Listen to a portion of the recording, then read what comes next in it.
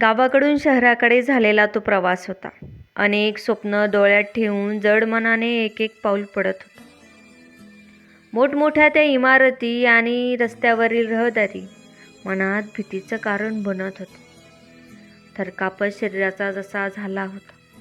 कसली स्टँडर्ड ती मुले आणि माझं साधंसं राहणीमान. कुठे त्यांचं इंग्लिशमध्ये बोलणं आणि माझे गावठी हावभाव. पुस्तकाची जाडी बघता मनाची तर धडधडच वाढली. स्पर्धेत उतरण्याचं स्वप्न आता चूक वाटली.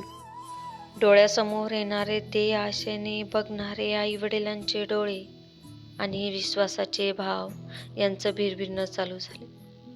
दिवसामागून दिवस जसे वाऱ्यासारखे चालले.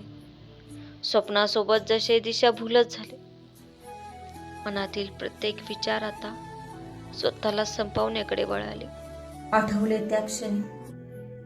ऐकले होते कधी काळी, नशा माणसाला तणावमुक्त करतो म्हणे.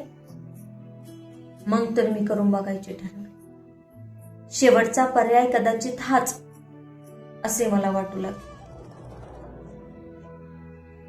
हिताक्षणी जणू जादूच झाल्यावानी वाटले. हरवले माझे स्वप्न, विसरलो मी मलाच. क्षणभराच्या विश्रांती पायी गमावले मी मलाच. धुंदीत मी नशेच्या मला दुसरं काही सुचेना. माझ्या आणि आई वडिलांच्या स्वप्नांचा घोटला मीच गळा.